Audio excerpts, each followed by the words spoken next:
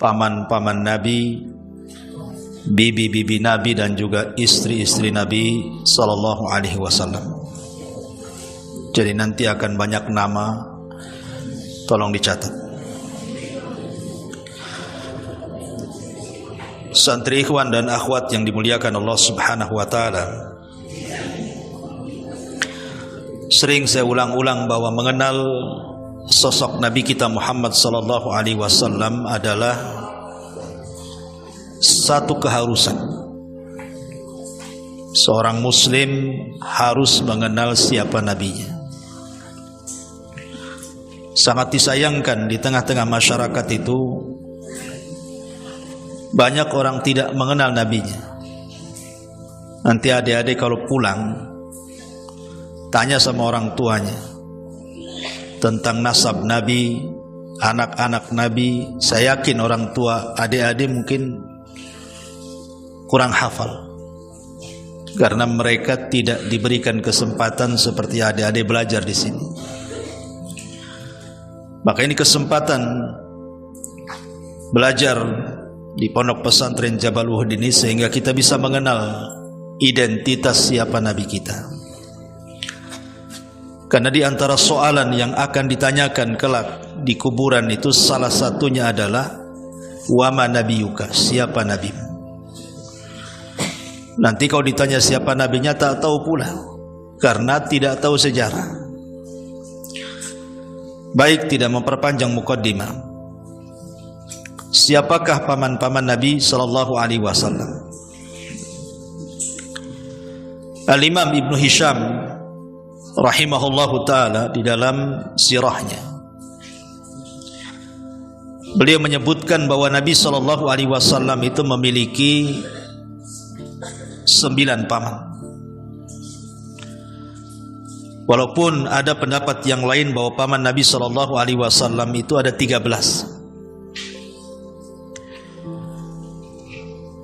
Dan menurut Ibnu Hisham, seorang pakar sejarah, dari 9 paman itu atau paman-paman Rasul, yang pertama adalah Abbas ibnu Abdul Muttalib. Kemudian yang kedua Hamzah ibnu Abdul Muttalib. Kemudian yang ketiga Abu Talib, namanya Abdu Manaf. Nama Abu Talib itu namanya Abdu Manaf ibnu Abdul Muttalib.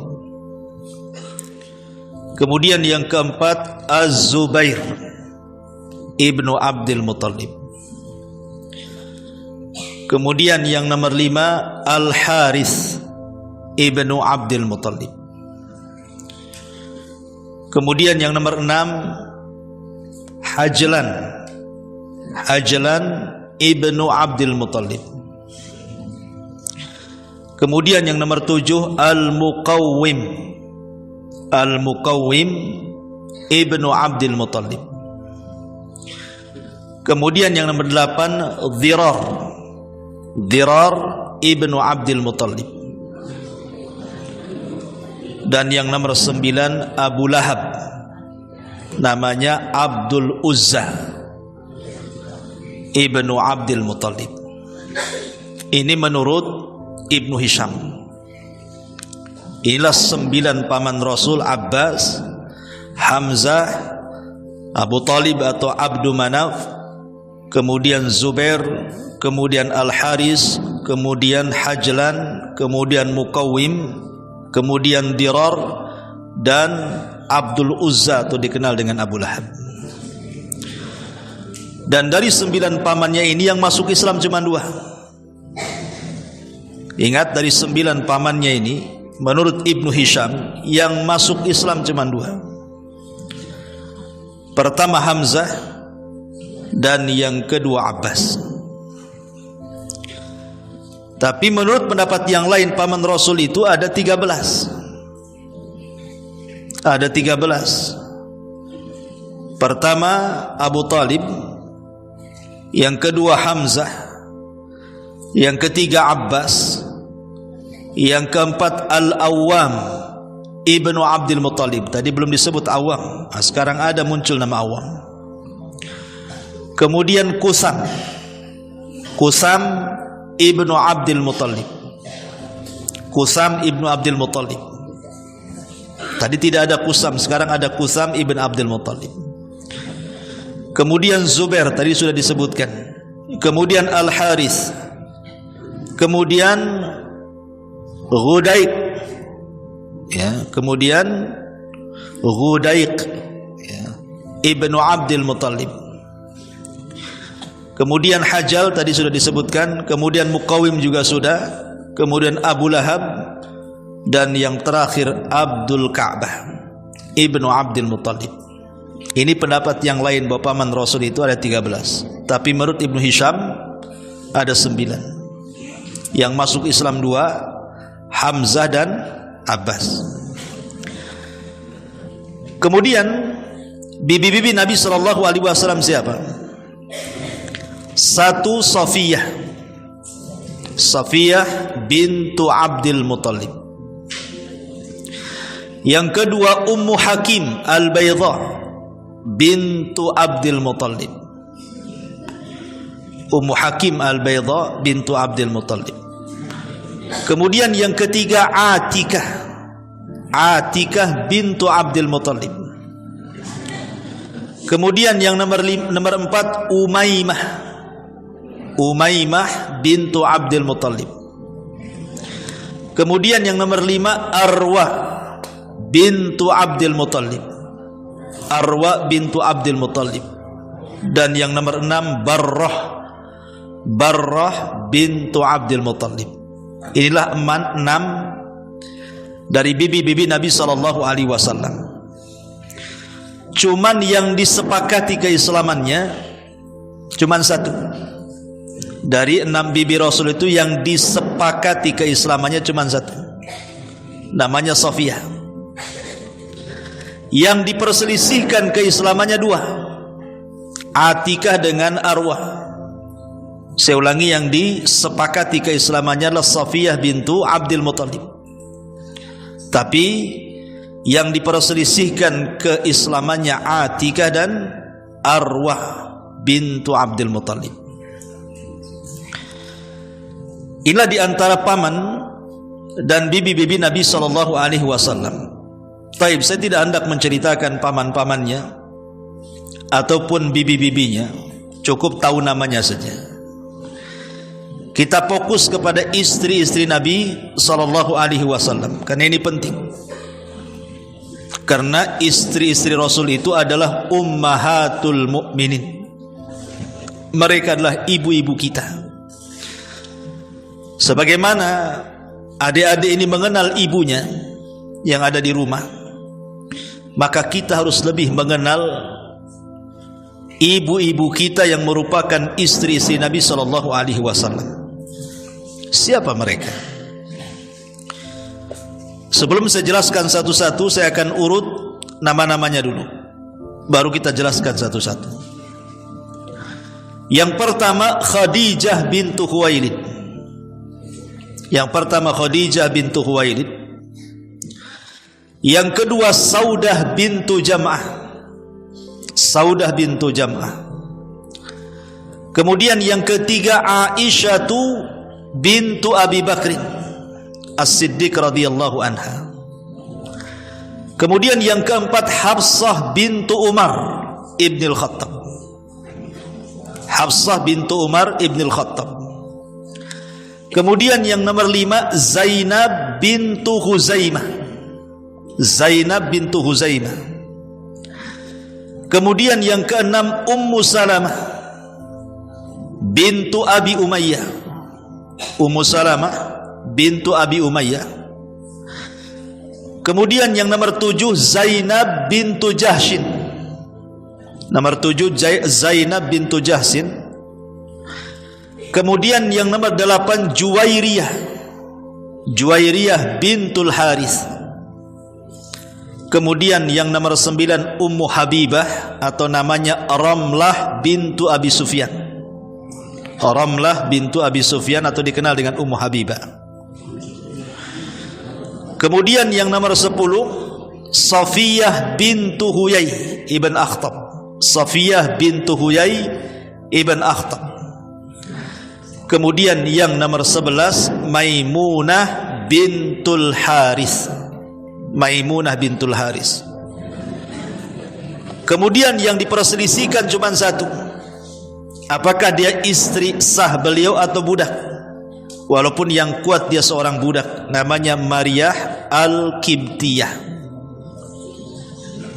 Jadi istri sah Nabi SAW yang disepakati 11 dan yang diperselisihkan satu, namanya Maryah Kibtiyah. Apakah dia istri Rasul ataukah dia budaknya Nabi SAW? Berarti semuanya ada 12 nama-namanya. Taib, kita akan terangkan satu persatu. Pertama, Khadijah bintu Khuwailid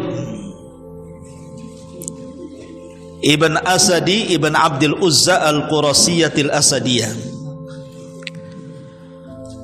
Khadijah ini adalah istri Nabi SAW yang pertama. Nabi SAW menikah dengan Khadijah ketika itu usia Rasul 25 tahun. Dan Khadijah usia 40 tahun dan sudah menikah dengan 2 laki-laki sebelumnya dan punya anak, tapi tidak diceritakan anak-anaknya. Kemudian Nabi SAW satu hari bekerja sama dengan Khadijah, di mana Nabi SAW berbisnis dengan Khadijah dengan sistem mudharabah. Jadi Khadijah yang kasih modal, Rasul yang memainkan modalnya. Karena melihat kejujuran Rasul, kebaikan Rasul. Apalagi Mang Khadijah wanita yang disebut orang-orang jahiliyah sebagai wanita tahirah, wanita yang suci. Karena sudah pakai jilbab sebelum ada Islam. Akhirnya tertarik kemudian meminang Nabi SAW. Maka disuruhnya Nafisah untuk datang kepada Rasul dan menanyakan, maukah kau menikah dengan Khadijah? Tapi Rasul mengatakan, tunggu dulu sampai saya bermusyawarah dengan paman saya Abu Talib. Ketika Abu Talib mendengar, senang dia. Akhirnya kemudian Abu Talib melamarkan Khadijah untuk Nabi SAW. Menikahlah Rasul dengan Khadijah di usia 25 tahun dan Khadijah 40 tahun. Dari pernikahan Khadijah ini lahirlah putra-putri beliau yang sudah saya jelaskan kemarin. Lahir Qasim, lahir Abdullah, lahir Zainab, lahir Ummu Kulsum, lahir Ruqayyah, dan lahir Fatimah. Inilah 6 putra-putri Nabi SAW terlahir dari rahim Khadijah.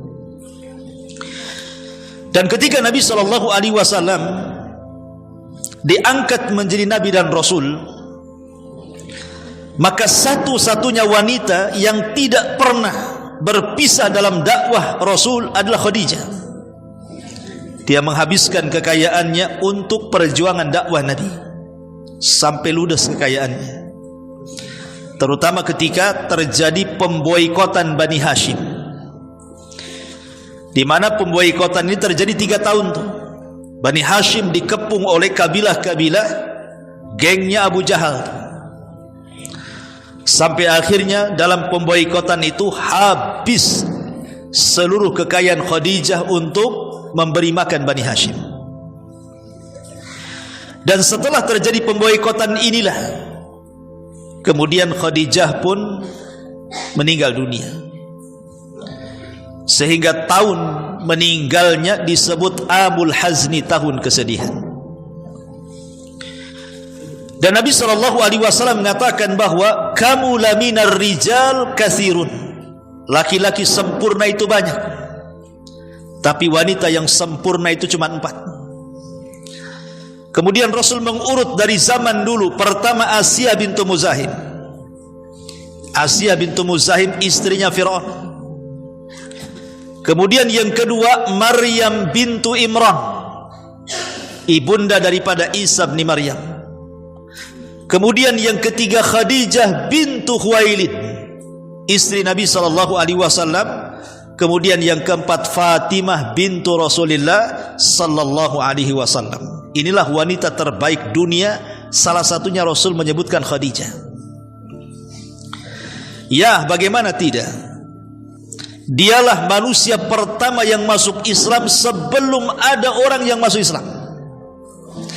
Dia wanita yang pertama membenarkan Rasul ketika seluruh manusia mendustakan. Dan dia menginfakkan hartanya di saat manusia bakhil. Bagaimana Rasul tidak sayang dengan Khadijah? Makanya Aisyah radhiyallahu anha, karena Rasul itu saat kematian Khadijah itu sedih. Kenapa? Karena terkenang kebaikannya. Terkadang menangis Rasul itu. Karena kalau setelah sudah terkenang kebaikan Khadijah, Rasul tidak tahan meneteskan air mata. Terkadang ada saudari Khadijah datang kepada Rasul, mengetuk-ngetuk, suaranya sama dengan Khadijah. Teringat pula dengan Khadijah. Kalau sudah teringat Khadijah, Rasul akan sembelih kambing, kemudian dibagi-bagikan ke teman-teman Khadijah. Lah Aisyah radhiyallahu anha saat sudah menjadi istri Rasul itu cemburu. Padahal orangnya sudah mati itu. Dan dia mengatakan, aku tidak pernah cemburu dengan istri-istri Nabi yang lainnya secemburu dengan Khadijah, katanya. Karena Rasul selalu menyebut-nyebut nama Khadijah. Tapi Rasul SAW membantah Aisyah dan mengatakan, ya Aisyah, bagaimana aku tidak cinta dengan Khadijah? Dia wanita yang pertama beriman saat manusia mendustakan diriku. Dia wanita yang pertama membenarkanku saat manusia mendustakanku. Dia wanita yang lahir dari rahimnya keturunanku. Maka Aisyah terdiam. Ma'asyiral muslimin wal muslimat, ikhwan akhwat yang dimuliakan Allah Azza wa Jalla. Saat Khadijah bintu Khuwailid setelah pemboikotan itu 3 tahun, bayangkan diboikot Bani Hashim. Kemudian Abu Talib sudah sakit-sakitan setelah pemboikotan itu. Akhirnya Abu Talib meninggal dunia. Selang beberapa bulan di tahun yang sama, ketika itu Khadijah kan sudah sepuh, sudah tua. Karena menikah dengan Rasul saja usianya 40 tahun. Rasul saja diangkat jadi Nabi di usia 40 tahun. Otomatis Khadijah sudah tua sekali. Jadi dia ingin membawa makanan kesukaan Rasul. Kemudian dia mencari Nabi SAW, dicari ke sana kemari tak ada. Rupanya diinformasikan Rasul ada di atas bukit. Akhirnya Khadijah pun naik ke atas bukit. Bayangkan sudah tua naik ke atas bukit, kadang jatuh, kadang berdiri, kadang jatuh, kadang berdiri. Lah sebelum datang Khadijah, Jibril datang menemui Nabi SAW. Kemudian ketika melihat Khadijah dari kejauhan, Jibril mengatakan kepada Rasul, ya Muhammad, Allah menitipkan salam kepada Khadijah. Sampaikan salam Allah dariku, sampaikan salam Allah dan dari aku kepada Khadijah. Bayangkan, satu-satunya wanita yang mendapatkan salam dari Allah hanyalah Khadijah. Kemudian kata Jibril, beri kabar gembira kepada Khadijah, wa abshirha bi baitin fil jannah la khasaba fiha wala nasab. Sampaikan kabar gembira kepada Khadijah, dia kelak akan dibangunkan istana di sorga yang tidak ada kelelahan dan kebisingan. Karena Khadijah tidak pernah lelah melayani Rasul dan tidak pernah bising, sehingga Rasul jadi stres. Makanya dibangunkan rumah yang luar biasa. Kemudian Jibril pergi. Saat Khadijah sampai kepada Nabi SAW, dilihatnya Rasul itu lusuh, namanya mengemban dakwah umatnya, jadi kelihatan capek. Maka Khadijah mengatakan, ya Rasulullah, aku nasihati kamu, ingatlah perkataan Waraqah ibn Naufal yang mengatakan, tidaklah orang membawa apa yang kau bawa wahai Nabi, kecuali pasti akan mendapatkan tantangan dalam dakwahnya. Maka bersabarlah. Khadijah membesarkan hati Nabi. Kemudian Nabi SAW memeluk Khadijah. Di pelukan itulah Rasul SAW membisikkan kepada Khadijah, "Ya Khadijah, Allah menitipkan salam kepadamu, dan Jibril menitipkan salam kepadamu." Maka Khadijah mengatakan, "Innallaha huwas salam wa minhus salam." Sesungguhnya Allah as-salam dan dari dia juga as-salam. Artinya sesungguhnya Allah adalah zat yang selamat dan dari dia keselamatan. Maka selang beberapa menit ketika Rasul sudah menyampaikan salam Allah kepada Khadijah, tiba-tiba malaikat maut mencabut nyawa Khadijah. Maka Khadijah meninggal di pelukan Nabi sallallahu alaihi wasallam. Luar biasa. Kalau Nabi SAW meninggal di pelukan Aisyah radhiyallahu anha, tapi Khadijah meninggal di pelukan Nabi. Ini yang pertama, Khadijah bintu Khuwailid. Yang kedua, setelah Khadijah, Nabi SAW beberapa tahun tidak menikah karena masih sedih. Tapi kemudian datanglah seorang wanita namanya Saudah bintu Jam'ah. Saudah bintu Jam'ah ini sebelumnya menikah dengan seorang laki-laki dan ikut hijrah, karena Saudah dengan suaminya ini termasuk as-sabiqun al-awwalun, orang-orang yang awal-awal masuk Islam kemudian ikut hijrah pertama ke Habasyah.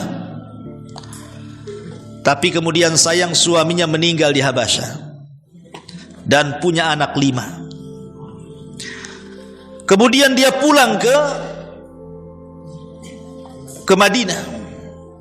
Maka Nabi SAW takut. Pulang ke Mekah, belum hijrah ke Madinah. Nabi SAW takut kalau seandainya Saudah bintu Jam'ah ini akan ditarik keluarganya menuju kekufuran, ditarik suruh kafir lagi. Maka Rasul kasihan dengan Saudah bintu Jam'ah, apalagi punya 5 anak yang masih kecil-kecil.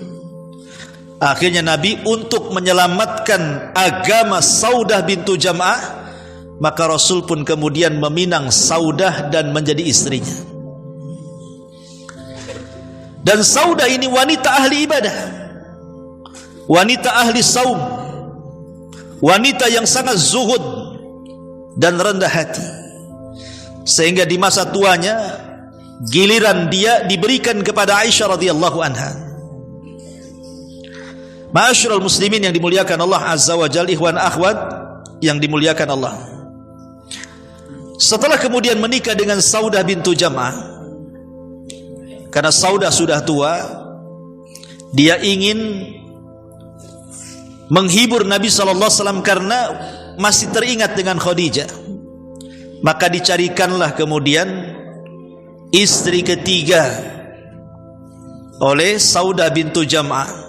Maka dapatlah Aisyah radhiyallahu anha, satu-satunya istri Rasul yang perawan. Karena semua istri Rasul itu janda, yang perawan cuma Aisyah radhiyallahu anha ini. Kenapa Nabi SAW menikahi Aisyah? Karena Rasul pernah bermimpi 3 kali berturut-turut. Rasul bermimpi 3 kali berturut-turut. Dalam mimpinya dia melihat ada seorang wanita tertidur, kemudian jatuh kain sutra dari langit dan menutupi badannya. Kemudian setelah disingkap rupanya Aisyah radhiyallahu anha. Esoknya mimpi lagi dengan mimpi yang sama. Esoknya mimpi lagi dengan mimpi yang sama. 3 kali Rasul bermimpi seperti itu. Kemudian Rasul mengatakan, "In kanat khairan," kalau seandainya memang Aisyah itu merupakan jodoh terbaik diriku, kata Rasul, fasayumdihillahu azza wajal, pasti Allah akan menakdirkan dia akan jadi jodoh Rasul sallallahu alaihi wasallam.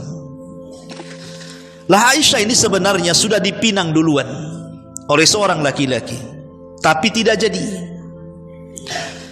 Ketika kemudian dihabarkan kepada Abu Bakar dan juga istrinya bahwa Rasul sallallahu alaihi wasallam hendak meminang Aisyah radhiyallahu anha, dengan senang hati Abu Bakar Siddiq radhiyallahu anhu menyerahkan putrinya. Kenapa?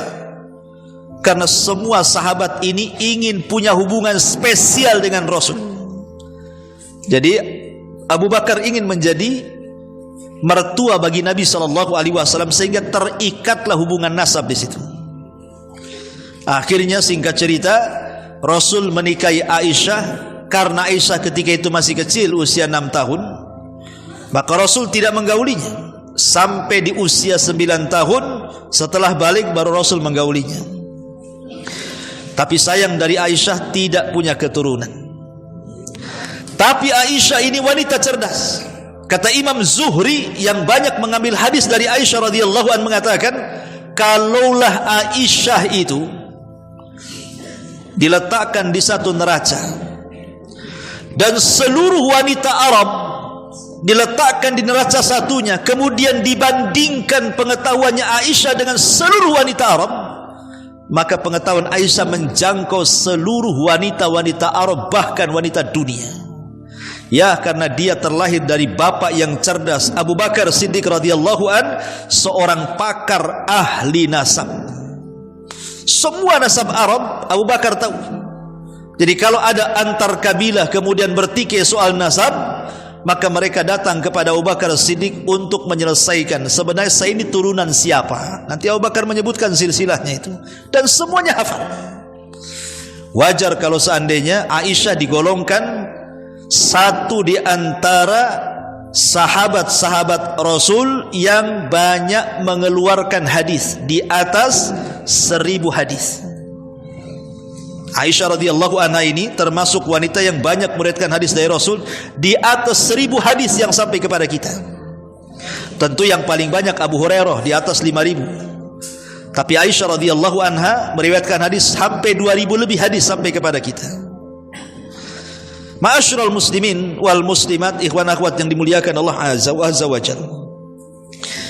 Dan Aisyah radhiyallahu anha juga adalah wanita yang paling banyak menemani Rasul saat peperangan. Sampai satu hari Aisyah ini pulang dari peperangan malam-malam, karena kan dia naik di atas unta. Jadi di atas unta itu dibuat rumah-rumahan. Kemudian Aisyah di dalam rumah-rumahan unta itu. Entah kenapa malam itu Aisyah radhiyallahu anha ingin buang hajat, minta berhenti di tengah padang pasir. Otomatis Aisyah radhiyallahu anha harus menjauh dari prajurit kan, karena dia mau buang hajat. Jauh dia melangkah, setelah tidak nampak orang baru dia buang hajat di tengah padang pasir itu. Ini prajurit tak tahu kalau Aisyah ini belum datang dan belum masuk di atas rumah-rumahan unta itu. Main pergi aja prajurit, meninggalkan Aisyah sendirian di tengah padang pasir. Tapi Aisyah ini wanita cerdas, dia tidak menyusul pasukan, dia nunggu di situ. Karena dia berpikir nanti kalau seandainya orang tahu dia tidak ada di atas tanduk unta itu, pasti akan balik dan akan menyusulnya. Tapi Allah takdirkan adalah seorang sahabat namanya Safwan ibnu Mu'attil. Tulis Safwan ibnu Mu'attil. Dia telat datang. Kalau kita baca biografinya Safwan ibnu Mu'attil itu sahabat yang mudah tidur. Ya, pokoknya mudah kali tidur itu. Jadi mungkin ketiduran dia, ketinggalan pasukan. Ya. Jadi ketika dia malam-malam sendirian itu nyusul pasukan, nampak ada seorang wanita. Karena Safwan ini kan pernah melihat Aisyah sebelum datang ayat hijab, dia kenal tuh. Dia hanya mengatakan inna lillahi wa inna ilaihi rajiun. Kenapa Aisyah ada di sini? Maka Aisyah radhiyallahu anha kemudian disuruh naik ke atas untanya dan dia pegang pelannya, kemudian dituntun sampai ke pasukan. Masalahnya di tengah jalan nampaklah oleh tokoh munafik Madinah, presiden munafik Madinah. Siapa namanya? Abdullah ibnu Ubay ibnu Salul. Abdullah ibnu Ubay ibnu Salul. Akhirnya ada kesempatan nih untuk menuduh Aisyah berzina dengan Safwan ibn Mu'attil. Maka disebarkanlah berita hoax bahwa Aisyah sudah selingkuh dari Nabi dan berzina dengan Safwan ibn Mu'attil. Satu kota Madinah geger gara-gara berita ini. Akhirnya Rasul mendengar dan kedatangan Aisyah karena lelah letih, akhirnya Aisyah pun sakit. Nabi 1 bulan tidak menemui Aisyah karena menunggu wahyu apakah benar istrinya selingkuh atau tidak. Tapi sudah 1 bulan wahyu pun tak turun, sehingga beratlah bagi Rasul untuk menanyakan langsung, tapi harus ditanyakan. Makanya Rasul kemudian datang ke rumah Aisyah, di sampingnya ada ibunya, ada Abu Bakar bapaknya, dan ada 1 jariyah pembantunya. Terang-terangan Rasul bertanya kepada Aisyah, wahai Aisyah, in kunti lamamti bizammin fastaghfirillah fa innal abda idza taballah fa innal abda idza taballahu alaihi. Kata Rasul, wahai Aisyah, kalau memang engkau melakukan dosa, apa yang dikatakan orang-orang benar kau selingkuh dengan Safwan, tinggal bertobat saja. Karena seorang hamba itu kalau bertobat, Allah pasti akan berikan tobatnya. Tetapi kata Rasul, wa in kunti bari'atun fasayubarri'ukillah azza wa jal min fawqi sab'i samawat. Tapi kalau tuduhan orang-orang munafik tidak benar, engkau tidak selingkuh, engkau bersih, yakinlah Allah pasti akan membelamu dari 7 lapis langit sana, dan Allah akan membersihkan namamu.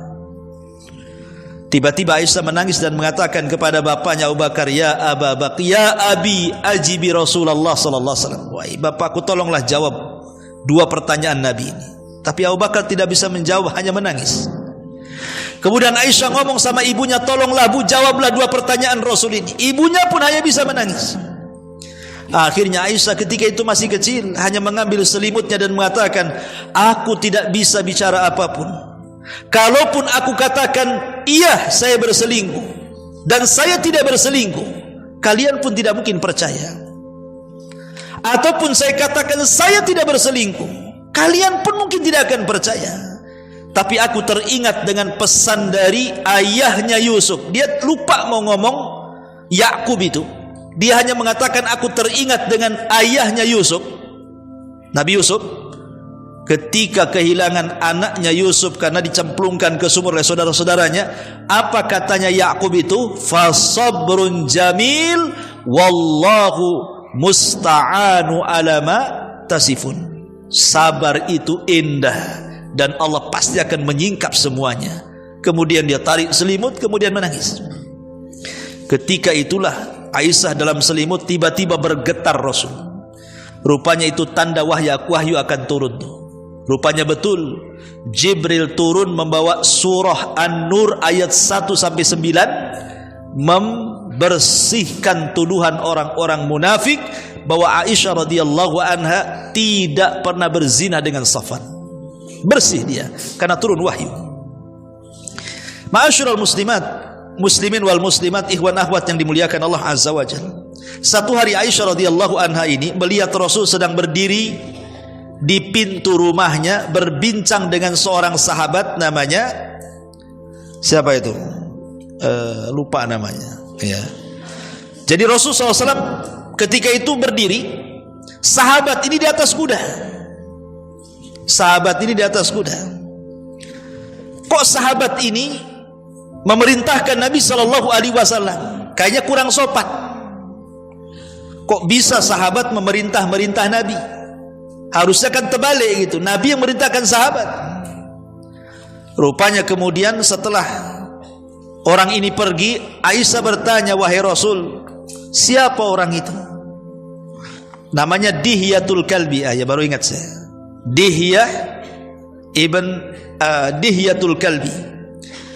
Jadi kata Aisyah radhiyallahu anha, ya Rasulullah, aku memandang dirimu sedang berbicara dengan Dihyah. Kenapa dia memerintahkan kamu? Akhirnya Rasul mengatakan, ya Aisyah, dia bukan Dihyah, dia bukan Dihyatul Kalbi, tapi dia adalah jelmaan malaikat Jibril. Karena Jibril kalau turun menemui Rasul itu, dia akan menjelma sebagai Dihyatul Kalbi. Karena pemuda paling ganteng di tengah-tengah orang-orang Quraisy itu namanya Dihyatul Kalbi. Jadi kata Rasulullah, itu bukan Dihya, itu Jibril. Kemudian Rasul mengatakan, ya Aisyah, engkau melihatnya? Kata Aisyah, iya. Karena engkau sudah melihat Jibril dalam bentuk Dihya, engkau akan mengalami kebutaan di akhir hayatmu. Karena satu-satunya wanita yang melihat Jibril hanyalah Aisyah. Tapi kalau laki-laki banyak. Seperti Rasul di dalam hadis Jibril yang panjang itu, datang Jibril dalam bentuk laki-laki yang sangat tampan, rambutnya hitam, kemudian berbaju sangat putih, tiba-tiba bertanya Islam, bertanya iman, bertanya ihsan, bertanya kiamat, macam-macam gitu ya.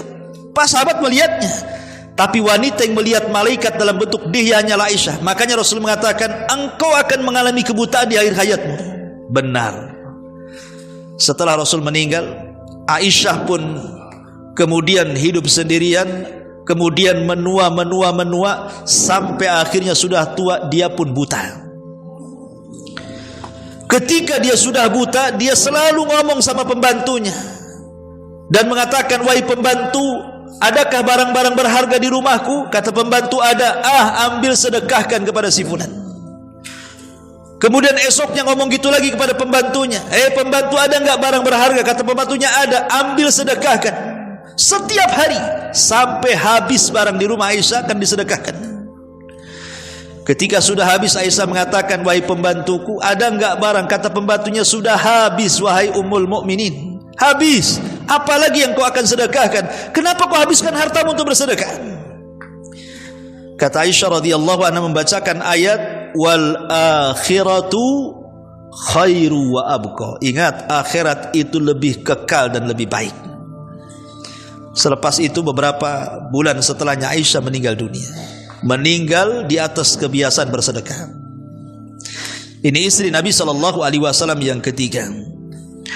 Kemudian istri Rasul SAW yang keempat, Hafsah bintu Umar. Hafsah bintu Umar ini sebelumnya punya suami, tapi meninggal, mati syahid suaminya. Jadi Hafsah putri Umar ini pernah menikah, tapi suaminya meninggal di perang Uhud, mati syahid. Jadi setelah habis masa iddahnya, Umar bin Khattab selaku ayah ingin mencarikan jodoh buat putrinya. Datang kepada Abu Bakar. Abu Bakar, mau enggak kau menikah dengan putriku? Abu Bakar diam pula, tak mau jawab. Datang kepada Utsman, jengkellah Umar ini. Ngomonglah, kalau suka ya bilang suka, enggak ya enggak. Ini kok diam aja. Marahlah Umar ini sama Abu Bakar. Karena marah akhirnya datang kepada Utsman. Tapi Utsman jelas menolak. Dia ngomong, aku tidak bisa menikah dengan putrimu. Kenapa? Karena ketika itu Utsman sudah suka dengan putri Rasul, ingin meminang. Jadi Utsman itu ingin menikahi Ruqayyah ketika itu, makanya dia tolak Hafsah. Ya. Akhirnya Umar pun datang kepada Rasul sallallahu alaihi wasallam, mengadukan perkaranya. Rasul, aku datang dengan Hafsah, ku tawarkan kepada Abu Bakar, dia diam 1000 bahasa, tak ada cakap sama sekali. Kalau suka bilang suka, enggak suka ini diam saja. Kemudian aku datang kepada Utsman, Utsman pula tolak, karena dia sudah ada wanita pilihan.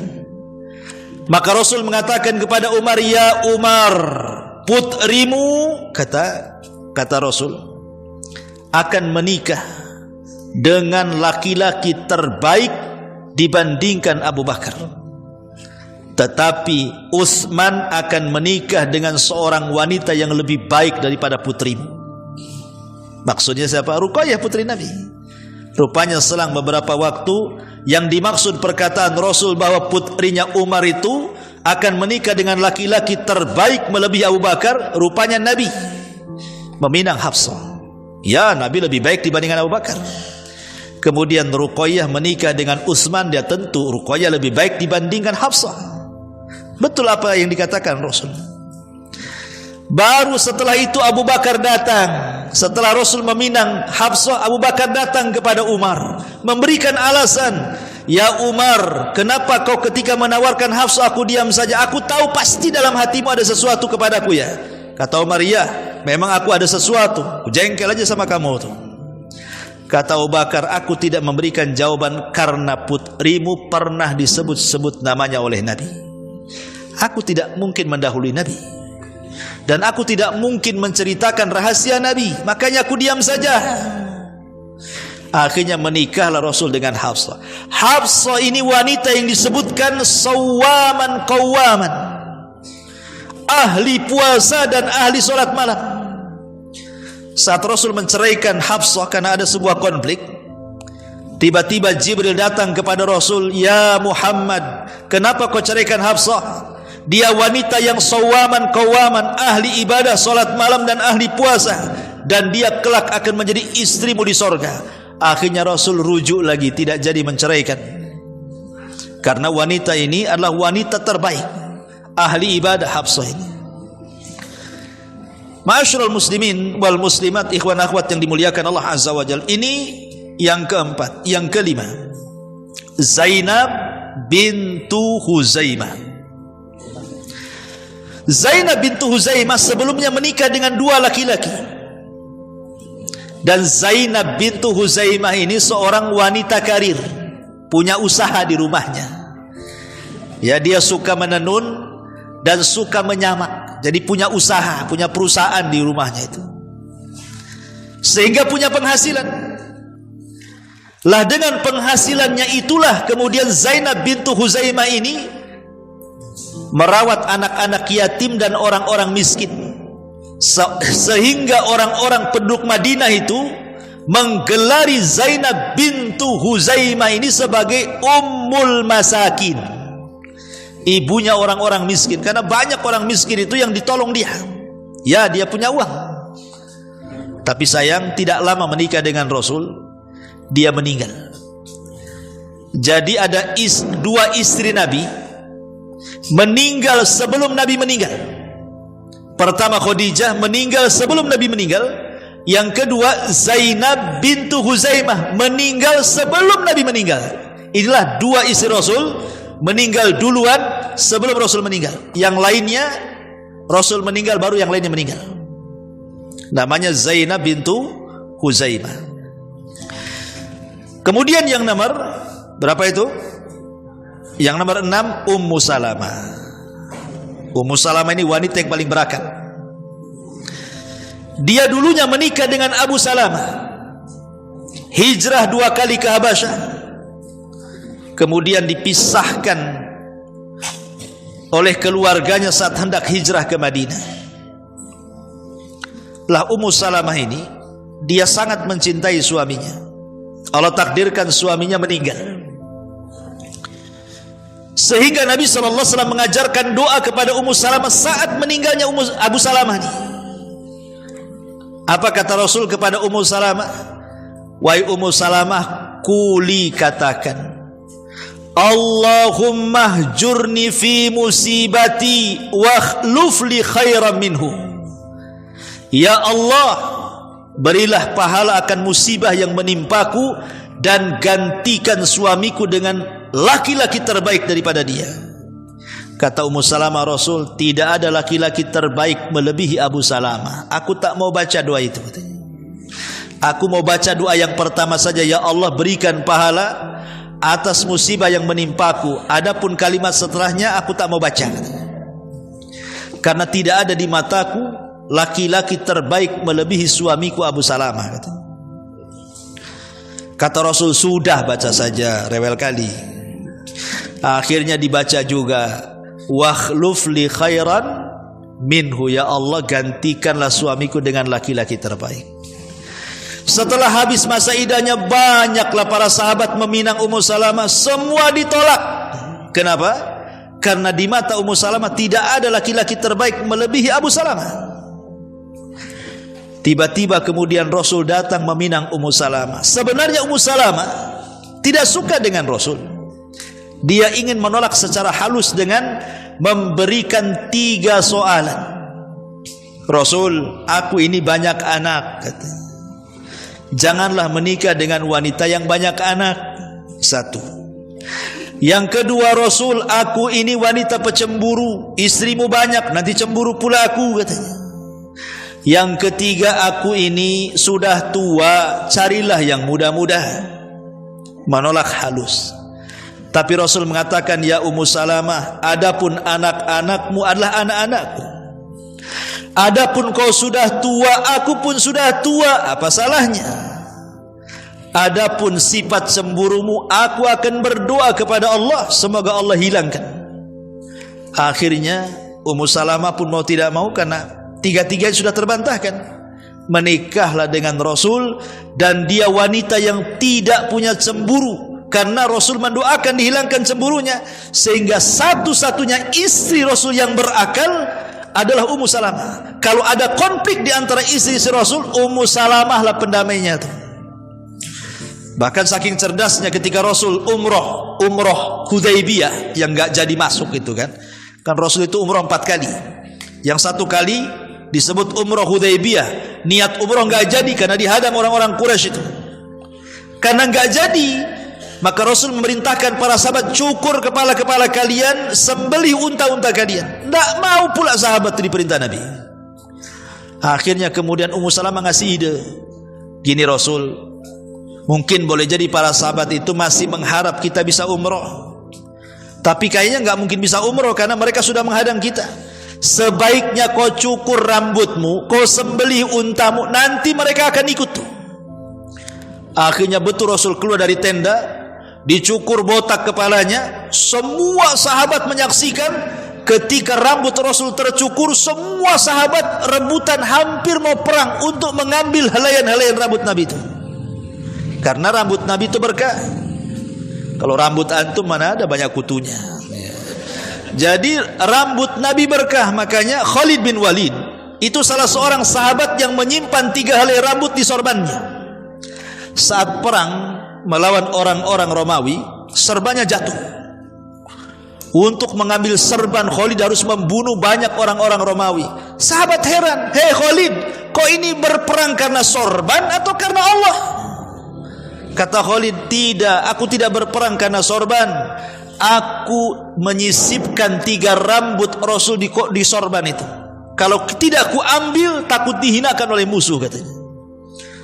Jadi jasad Rasul itu berkah bagi para sahabat. Ketika para sahabat melihat Rasul dicukur, semua dicukur. Itu atas idenya siapa? Ummu Salamah. Maka ini wanita cerdas, Ummu Salamah ini, wanita ahli ibadah, ya. Ma'asyiral muslimin wal muslimat, ikhwan akhwat yang dimuliakan Allah Azza wa Jalla. Kemudian yang nomor 7, baru Rasul menikah dengan Juwairiyah bintul Haris. Zainab bintu Jahsin dulu. Zainab bintu Jahsin. Siapa Zainab bintu Jahsin ini? Zainab bintu Jahsin ini sebenarnya dia punya suami namanya Zaid. Jadi nama suami pertamanya namanya Zaid. Zaid ini anak angkat Nabi. Zaid ibn Harisah ini anak angkat Nabi. Jadi Zainab bintu Jahsin, kalau pertama kan Zainab bintu Huzaimah, disebut Ummul Masakin. Ini ada Zainab lagi, namanya Zainab bintu Jahsin. Dia istri daripada Zaid. Zaid itu anak angkat Nabi. Jadi ceritanya Zaid itu begini. Jadi satu hari terjadi peperangan menyerang kabilahnya Zaid ini. Kemudian banyak anak-anak yang ditawan. Kebetulan Zaid ini masih kecil ketika itu, ditawan oleh musuh, jadi budak. Kemudian Zaid ini dijual dari pasar ke pasar, dari pasar ke pasar, sampailah ke pasar Ukat yang ada di Mekah. Lah ketika itu Hakim ibn Hizam ini masih kerabatnya Khadijah. Dia dengan istrinya ke pasar, nampaklah budak-budak kecil itu, ya, kok ganteng-ganteng, ada sekitar 4 atau 5 gitu, diborong sama dia. Termasuk Zaid yang masih kecil itu juga dibeli dia, Hakim ibn Hizam ini. Kemudian ketika Khadijah yang ketika itu belum menikah dengan Rasul, main-main ke rumah kerabatnya Hakim ibn Hizam, nampak ada anak kecil kok ganteng gitu. Itu siapa itu? Itu budak baru saya beli, kalau kau suka aku hadiahkan. Maka Zaid pun kemudian dihadiahkan oleh Hakim ibn Hizam kepada Khadijah. Lah ketika Khadijah menikah dengan Rasul, kemudian Rasul SAW dikaruniai anak laki-laki tapi meninggal. Qasim meninggal, maka dengan kematian Qasim Rasul sedih. Makanya untuk mengobati kesedihan Rasul karena anak laki-lakinya meninggal, kata Khadijah, aku hadiahkan Zaid untuk menjadi pelipur lara kamu. Jadikan dia anak angkatmu. Sejak itulah Zaid menjadi anak angkat Nabi. Setelah kemudian dia remaja, keluarganya mendengar, mencari-cari Zaid ini kemana. Ibu bapak itu nyari-nyari, karena kan ketika terjadi peperangan dia ditawan. Rupanya ada saudaranya berjualan ke Mekah, nampak Zaid dia sedang main-main dengan anak-anak yang lain tuh. Dilaporkan kepada orang tuanya, anakmu ada di Mekah katanya. Dia bersama keluarga namanya Muhammad. Tengoklah kok anakmu di sana tuh. Kalau perlu tebus anakmu di sana katanya. Maka ayahanda Zaid mempersiapkan uang untuk menebus Zaid dari Nabi.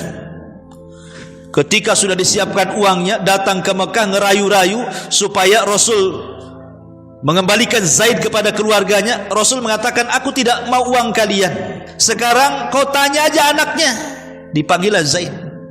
Kata Rasul, ya Zaid, itu orang tuamu, itu orang tua kandungmu, saya ini orang tua angkatmu. Kau milih mana? Tinggal bersama mereka atau tinggal bersama aku, kata Rasul. Tiba-tiba Zaid ini ngomong, aku lebih baik tinggal bersama wahai Rasul dibandingkan dengan keluargaku. Nangis keluarganya, karena rupanya Zaid lebih milih Nabi. Sejak itulah Rasul langsung berteriak di hadapan orang-orang Quraisy, ketahuilah, dari hari ini Zaid bukan Zaid ibn Harisah, tapi Zaid ibnu Muhammad. Saking senangnya Rasul. Tapi setelah Rasul diangkat jadi Nabi, turun surah Al-Ahzab, di mana Allah mengatakan, ud'uhum li'abaihim huwa aqsatu indallah. Tidak boleh anak-anak angkat dinasabkan kepada bapak angkatnya, balikkan nasabnya ke bapaknya. Maka Rasul pun mengembalikan dari Zaid ibn Muhammad menjadi Zaid ibnul Harisah. Dan dialah satu-satunya budak yang pertama beriman di rumah Nabi. Dari kalangan wanita Khadijah, dari kalangan anak-anak merdeka Ali radhiyallahu an, dan dari budak Zaid ibnul Harisah, dialah yang pertama masuk Islam. Jadi Zaid dibesarkan oleh Nabi. Setelah waktunya menikah, maka Rasul ingin mencarikan jodoh kepada Zaid. Ketemulah Zainab bintu Jahsin. Datang Rasul ke rumah Zainab bintu Jahsin, saya hendak meminang putrimu. Awalnya disangka Rasul yang minang, bahagialah keluarga Zainab bintu Jahsin. Ketika Rasul menjelaskan bukan untukku tapi untuk bapakku, langsung murung. Kenapalah anakku dinikahkan dengan mantan budak, katanya. Tiba-tiba kemudian ketika mereka menolak, turun ayat, maka li mu'minin wala mu'minatin idza qadallahu wa rasuluhu amran an yakuna lahumul khiyaratu min amrihim wa man ya'sillaha wa rasulahu faqad dhalla dhalalan ba'idah. Siapapun tidak boleh seorang mukmin laki-laki atau perempuan apabila Allah dan Rasulnya memerintahkan sesuatu, ada kebingungan pula dalam dadanya. Tidak boleh, karena barang siapa yang bermaksiat kepada Allah dan Rasulnya, dia telah tersesat dengan kesesatan yang jauh. Ketika turun ayat ini, mereka pun mengatakan sami'na wa ata'na. Kami dengar, kami taat. Menikahlah Zainab dengan Zaid. Masalahnya, namanya menikah dengan terpaksa, tidak harmonis keluarganya, sering bertengkar. Akhirnya Allah turunkan ayat supaya Zaid menceraikan Zainab. Maka diceraikanlah Zainab oleh Zaid. Rupanya setelah diceraikan dan habis masa iddahnya, turun ayat lagi supaya Rasul menikahi Zainab. Jadi Rasul itu menikahi bekas istri anak angkat. Ya. Kenapa? Rupanya Allah itu hendak membatalkan tradisi jahiliyah yang menyamakan anak kandung dengan anak angkat. Maka Islam membedakan anak kandung beda dengan anak angkat. Karena kalau anak angkat itu tidak ada hubungan mahram, tidak ada hubungan wali, tidak ada hubungan waris. Tapi kalau anak kandung, dia ada hubungan mahram, dia ada hubungan wali, dia ada hubungan waris. Makanya Rasul ingin membatalkan tradisi jahiliyah, akhirnya menikahi Zainab bintu Jahsin. Makanya Zainab berbangga, di hadapan istri si Nabi, kalian dinikahkan wali-wali kalian, aku loh dinikahkan oleh Allah dari atas 7 lapis langit sana, katanya. Karena yang pemerintahkan menikah adalah Allah langsung.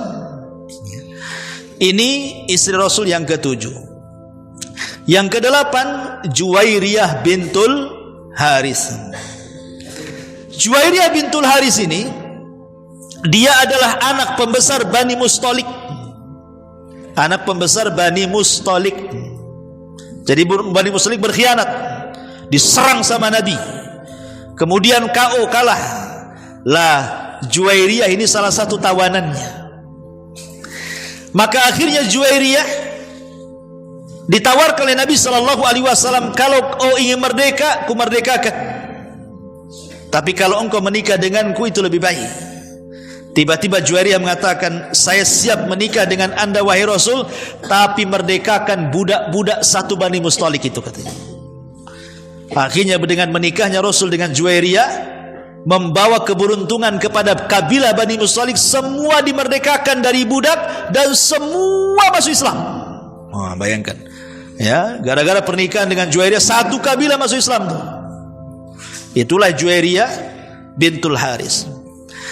Kemudian yang nomor 9, Ummu Habibah. Ummu Habibah ini putri daripada Abi Sufyan, namanya Romlah bintu Abi Sufyan. Bapaknya musuh Nabi, musuh bebuyutan Nabi itu Abi Sufyan itu. Jadi saat kemudian Romlah ini hijrah bersama suaminya, kemana? Ke Ethiopia, ke Habasyah sana. Allah takdirkan pula suaminya kemudian murtad, kemudian meninggal, ikut Nasrani. Habis ikut Nasrani meninggal, menjadilah janda ini. Akhirnya kemudian Nabi SAW ingin menikahi si Romlah ini, tapi masalahnya kan jaraknya jauh, satu di Habasyah, satu pula di Madinah. Gimana cara nikahnya? Maka Rasul mengutus Amir ibn Az-Zamri. Amir Az-Zamri diutus Rasul untuk menjadi wakil dia, dan semua pernikahannya didanai oleh Raja Habasyah, oleh Raja Najasyi, termasuk maharnya juga, ya, dibantu oleh Raja Najasyi. Namanya Ashama ibn Afjur, satu-satunya raja yang masuk Islam, tapi rakyatnya kufur. Itulah Najasyi, namanya Ashama ibn Afjur namanya, ya. Lah, akhirnya setelah menikah taukil, ya, menikah diwakilkan, maka setelah sah akadnya kemudian Romlah dibawa ke Madinah dan sah menjadi istri Nabi. Saat Romlah ini sudah jadi istri Nabi, datang bapaknya Abi Sufyan dari Mekah, masih kafir, musuh Nabi, bertamu ke rumah anaknya Romlah. Ketika mau duduk tikarnya digulung. Kata Abi Sufyan, tega banget katanya, aku mau duduk kau gulung pula tikarmu, katanya. Kata Romlah, Aba Sufyan, waktu bapaknya tuh, aku tidak sudi kau duduk di tikar yang di situ Nabi duduk, katanya. Makanya aku gulung. Jadi keras dia dengan bapaknya tuh, ya, karena bapaknya kafir dan musuh Nabi, ya. Ma'asyiral muslimin yang dimuliakan Allah Azza wa Jalla, inilah juga singkat-singkat aja karena waktu. Kemudian yang nomor 10, Safiyah bintu Huyai ibn Akhtab. Bapaknya orang Yahudi. Bapaknya Safiyah ini orang Yahudi, ya. Sebenarnya bapaknya Safiyah ini, Huyai ibn Akhtab ini, mengakui bahwa Nabi itu Nabi. Jadi satu hari ketika Rasul baru datang hijrah dari Mekah ke Madinah dan ada di Kuba tuh, jadi Huyai ibn Akhtab ini bersama saudaranya namanya Yasir. Kata Huyai, ayo Yasir, kita tengok tuh Nabi yang baru datang tuh, betul tak dia Nabi, katanya. Jangan-jangan Nabi bodong, katanya. Ayo kita datang aja, kita tengok tuh, kita samakan dengan alamat yang ada dalam kitab Taurat.